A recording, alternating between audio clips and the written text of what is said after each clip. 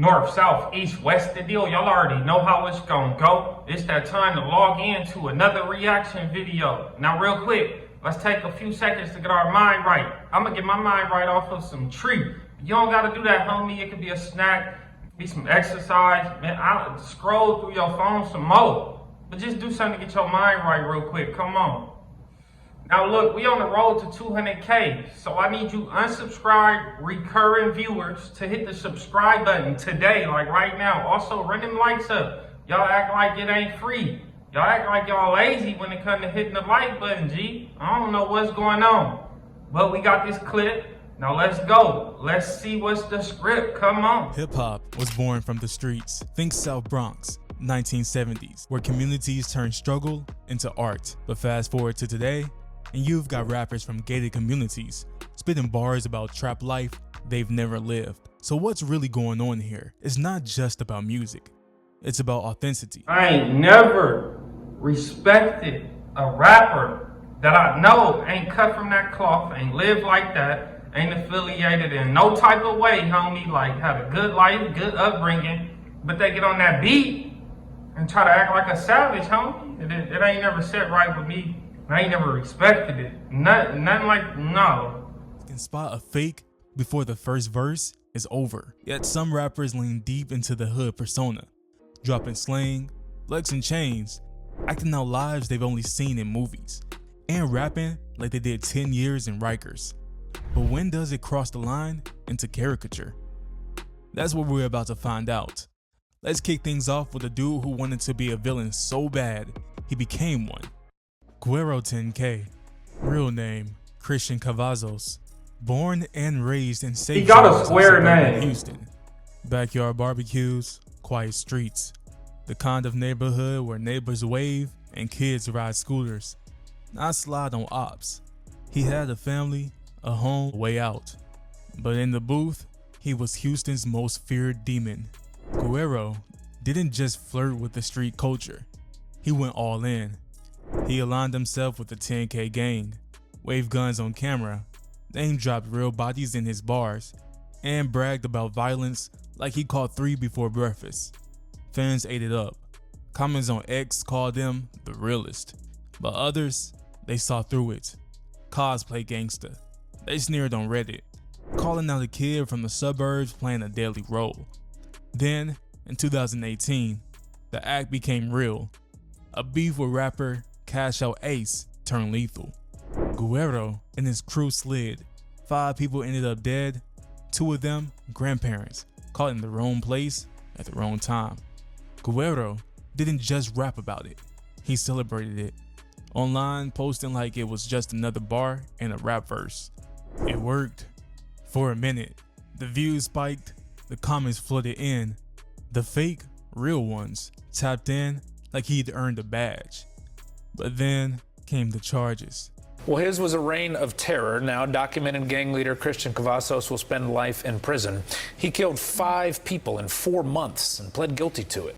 Whoa. Shot and the long fall from. And people think King Von was the only one catching them many hats, like sliding and collecting so many trophies, bro. No, it's people out here, bro. Like, look, bro, it's people out here that'll be like, oh, you got 2 hats? That's nothing. I'm in the double digits. That's crazy, bro. But look, just because you come from the suburbs, that don't mean your parents wasn't about that. You probably got some family members about that. I mean, you probably got cousins that's living in the trenches. I mean, they just, man, look at the people who live in the trenches all their life. Good kids never had a physical altercation. They go to the army and most of them turn into savages. Shooter to convicted felon. Now, at 22, Guero 10K is doing life in prison. Not for who he was, but who he pretended to be. Now, let's move away from Guero. From the suburbs to a life sentence in prison is wild, bro. I don't understand it. Like, I know it's easy to be influenced, but these days, like, come on, bro. I'm from the trenches. My whole goal was to make it about, and if I make it about legally, homie, I'm gonna do everything I could not to mess it up and go back. I'm gonna stay on track. But you know, I can't say he went out like a Gilligan like that, because I really don't know the whole script. You feel me? I don't, you know, like some people, when they hit 15, 16, 17, they turn into savages. I mean, some gangbangers out here that was like squares when they was kids. Squares at 13, 14. Shit, when they hit 16 and 17, they turned into cold savages. Cold savages. You wouldn't even recognize them if you went to middle school with them no more. They're a whole different person, bro. Who forced himself into thug life, to someone who built an image, then tried to heal from it. NLE Choppa. What? You ever met someone who can't decide if they're a shooter or a healer or a social media life coach? That's NLE Choppa. Born Bryson LaShawn Potts, Memphis raised in Parkway Village. Not the suburbs, but not the trenches either. He had a supportive mom, Angela, who managed his career and a high school basketball team. Not a silver spoon, but not a war zone. Yet, when Shotta Flow dropped in 2019, you would think that he was born in the heart of a gang feud. At 16, he burst onto the scenes with Drill Anthem. No, I didn't know that he didn't really grow up in like the trenches of Memphis like that, bro. But just because you don't live in the trenches, that don't mean you don't go to the trenches. That don't mean your family ain't from the trenches. I mean, your uncles, cousins, everybody can be from the trenches. They're at your house every weekend. Y'all have family functions. You spending the night at their house. So it's basically like low-key, you from the trenches too. But what I would say about NLE Choppa, bro, just because you wasn't about that when you was about 15 and 16, I mean, you could hit 17 and 18 and become about that. I'm not saying that's the case with NLE Choppa, but what I would say about him, bro, to me, he moved like somebody that came up out the trenches because he done got successful. And I ain't really heard nothing about him, bro. I ain't heard no Ricos. I ain't heard no arrest. I ain't heard none of that really, bro. Maybe I'm just out the loop. But I ain't heard about none of that from Fool. So to me, bro, he got some type of trenches in him. And just because he had a mama, that don't mean he can't be no savage. I had a mama that I loved.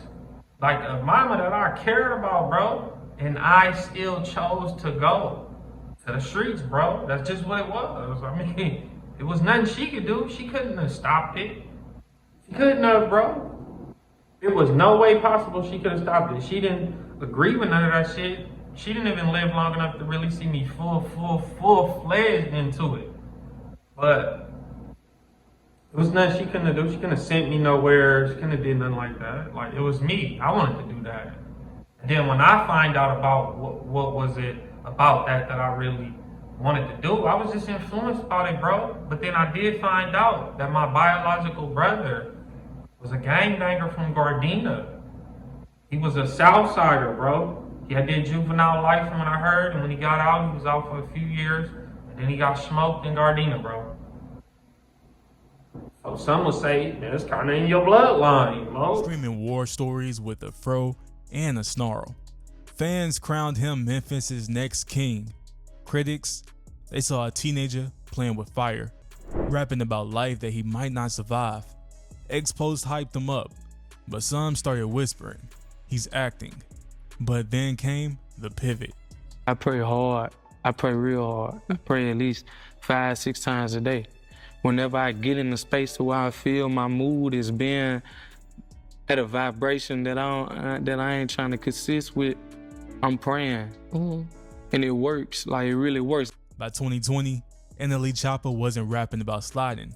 He was tweeting about meditation. That's what I'm saying. To me, he moving like somebody that came up out the trenches and he don't want to go back. He ain't trying to mess the success up. And that's a fact, bro. The only thing I don't mess with dude about is the little weird colors that he be putting in his hair, bro. That's the only thing, bro. That's my only issue. But other than that, I mean, I seen him. He didn't tap in with Grapefruits and Watts, bro. And he claimed Grapefruit loads, so I mean. And alkaline diets.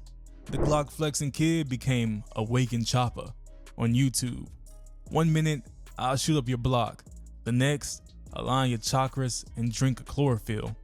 The internet tore into him. Half praised his growth, calling him mature. The other half said that he was soft, suburban energy, they called it. like he was rebranding for Whole Foods after a drill era starter pack. That's smart. The irony was, this version of NLE might have been the real one, the peaceful one, the healthy one. Maybe he shot a flow. And most of the people that come up out the trenches are peaceful, good people. They are like genuinely good people to be around, funny, like charismatic, like they good people, bro. But the trenches bring the savage about you. You gotta be a savage in the trenches. You really can't show that side of you like that unless you're around your peers, bro, that you really mess with. But a lot of people in the trenches got a good side. You gotta forget. You can't forget that we watched Power Rangers, that we was watching cartoons, that we did play outside. You know, we good people, bro. We just gotta be a savage. I mean, you can't be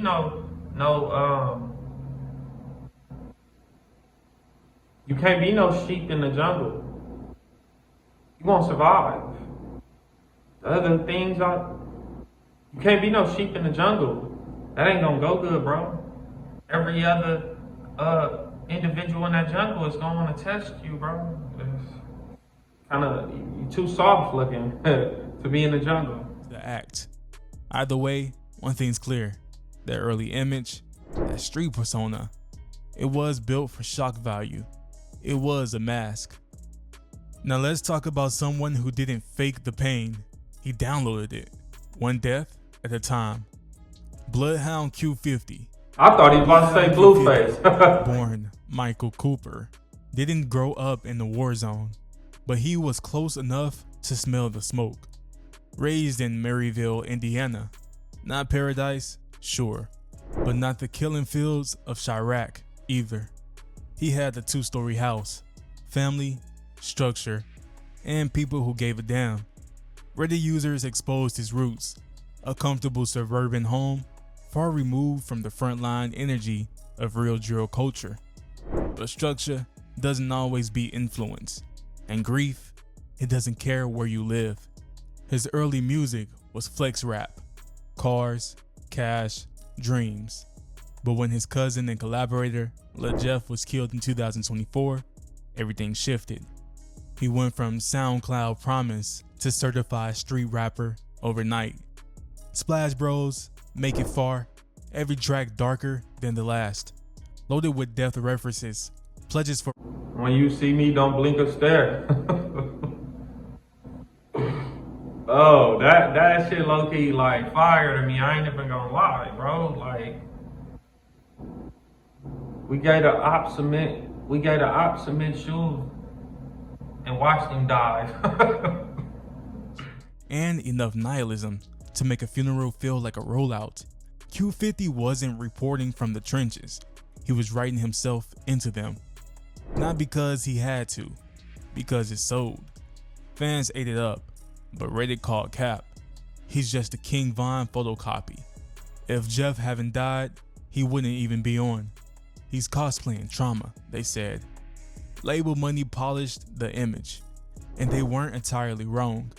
Columbia and Signal saw a look, a vibe, the lingo, and a story that could sell. The streets didn't make Bloodhound. He downloaded their pain, track by track. But the internet isn't the streets, and eventually, one catches up with the other. Then, December. Man, look, just cause man, I'm telling you, bro, they could jump off that porch. You can't join the army until you 18. You could be a square, like, never had an altercation, never even had an argument really with nobody. Never even went back and forth with nobody besides like your teacher or something in middle school. But then when you join that army at 18, it's a high percentage you're gonna turn into a savage. I mean, you're gonna turn into a different person, period. Like, you're gonna be more of a savage, but you might turn into a real savage. So just because you ain't jump off that person at 18 age, that don't mean nothing, bro. The fantasy became reality. Bloodhound was arrested, caught with a Glock, modified to full auto, just like his lyrics promised. Suddenly, the persona was no longer theoretical. It was evidence. He served a year, his first taste of the life he glorified. Out now, he's back to rapping, but the streets left a mark, not the one that he scripted. Well, I mean, he couldn't have been that much of a square, right? Because if he wouldn't have never got in trouble before in his life, and he got caught with that little pole with the switch, then he might have still walked. Way lesser than 365 days. He would have walked quick. Probably probation for 3 years or something. Maybe, something like that. Maybe like 10 days and he get credit served because the days he was in the police station and then the county jail or whatever. But he wouldn't have got a year, so maybe he'd been in some trouble before. That's what it sounded like to me. He built a name death, and the first real casualty was his own piece. Let's move from drill music as therapy to the teenager who treats it like a TikTok trend. Baby Chief Do It. It's only 17. But if you listen to his music without knowing his age or background, you'd swear that he was a seasoned war vet from the south side of Chirac, with more bodies than birthday candles. He raps with the cold delivery of someone who's seen too much. The truth is, he hasn't. Yes, he's from Chicago, but not the blocks where drill was born. Not Parkway Gardens, not Inglewood. He's from the outer edges, close enough to borrow the energy, far enough to dodge the cost. Reddit exposed him twerking in old videos, and nothing about that shit looks gangsta. Right on. This the nigga who bail out cars and shit. What fuck, fast shit riding fast shit, Joe. Fuck is you doing, nigga? We supposed all good. And that distance matters. Baby Chief Do It didn't jump into rap to survive. He slid into it because it was already a sound, a style, a trend. By the time his debut tape, Animals Only, dropped in 2024, he had the formula. Chaotic beats, wild lyrics, a dead-eye stare, and a delivery that dared you to flinch. He talked switches, smokes, dead ops, and scoreboards like he was narrating his own documentary. See, the thing about when people faking it though, you only gonna be able to fake it so long, bro. Like, for real, like, if you're an individual that only done did time in juvenile hall, right? You ain't never been to YA, county jail, or prison, none of them. But then you trying to like go toe to toe with a person that done been to camp, probably YA, if county jail, or prison, bro. That ain't gonna go too good, bro. But these people only can fake it for so long. So if they faking it, something gonna go wrong eventually, bro. It will, bro. Like, something gonna go wrong. Truth is, his bars are more action movie than autobiography. But the views kept climbing, the buzz kept growing, because Baby Chief Do It knows what works. Drill sells, and chaos wins. He's not the first rapper to fake the funk, but what makes his case different is how young he is. He's not pretending to be from the hood to escape something. He's doing it because it's the fastest way to blow up. And in today's rap scene, where performance beats pain, and image sells more than honesty, that's more than enough. But the danger comes with that performance invites problems that he's not built to face. When the streets decide to test the image, and the real person has to answer. It won't go good. This isn't just an American problem. Across the pond, the UK's got his own master of this game, Central C. Central C, real name, Oakley Neal. Man, when I first seen this dude, I could smell the Gilligan on him. For real, I'm not hating on this dude. I really don't know too much about him, bro. But I'm like, no. I can just smell it. It's just something like somebody really from it. That's like if you're from the army, bro. You can smell somebody who faking, who just got that army jacket on, like, for play. You just smell it when it come your way. It's just something about it, bro. Is a UK rap titan. Hits, global collabs, millions of fans. His clean, sharp looks scream label darling. But the lyrics, they paint him as a street survivor. Born in Ladbroke Grove and raised in Shepherd's Bush, West London, with an English mom and a Guyanese Chinese dad. He lived with his mother and brothers after his parents split. They didn't have much, but they had enough. So he wasn't living in danger every day. In interviews, he says he grew up fast, helped with bills, stayed out late, but he admits that he was never deep into the streets. I know that. No gang life, no shootouts, no trap house memories. But I'm grateful for my family. Just like every other family, there's drama and whatnot, but I can imagine family members like falling out a lot more over like superficial stuff, like when it comes to What bro talking about? family getting rich and famous in it, but they don't ask me for nothing. Still, his lyrics say otherwise. In tracks like Sprinter and Days in the Life, he raps about drugs, traps, and betrayal like he's lived through war. But most of it is based on stories he's seen or heard, not things that he's done. Some fans call him clever, marketing a gritty sound without claiming the struggle. Others, like Trap Laura Rose on X, says that he copied and pasted black culture for clout, profiting off of street life without paying its price. Here's the truth. Central C plays the image game better than most. He's believable, polished, safe enough for global reach, gritty enough for the street credit. Cinch didn't need to live the war. He just needed to sound like he could. And for the industry, that's more than enough. Finally, let's journey back to Texas with the rapper who raps like a demon, but came up clean. Back J.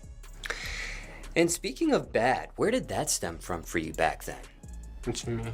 Why were you bad? Because some are good kids, right? Growing I up. wouldn't say bad. I was just, I don't know. I was like I did a lot of shit.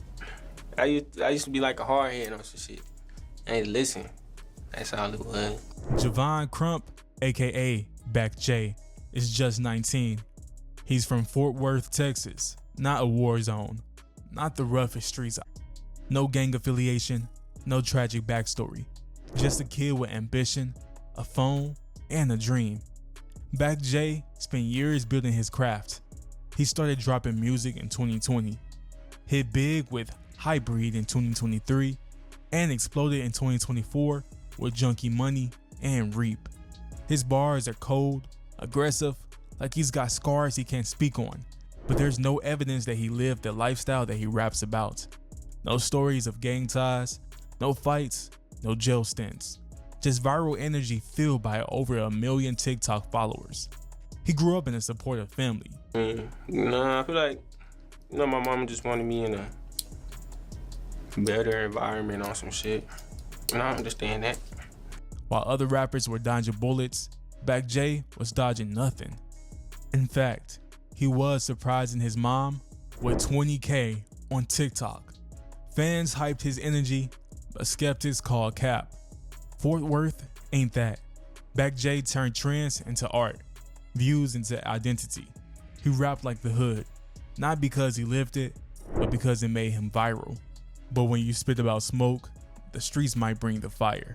Suburban drill rappers, them the ones that you gotta tax the most. Them the ones that you charge a hell of a lot more for a feature, bro. Like, tax them, get some money out of them. That's what I'm saying. Like, if they got some type of relations to the street and they trying to get up out the trenches or the almost the trenches and they trying to do that by way of rapping, I can't knock them low key.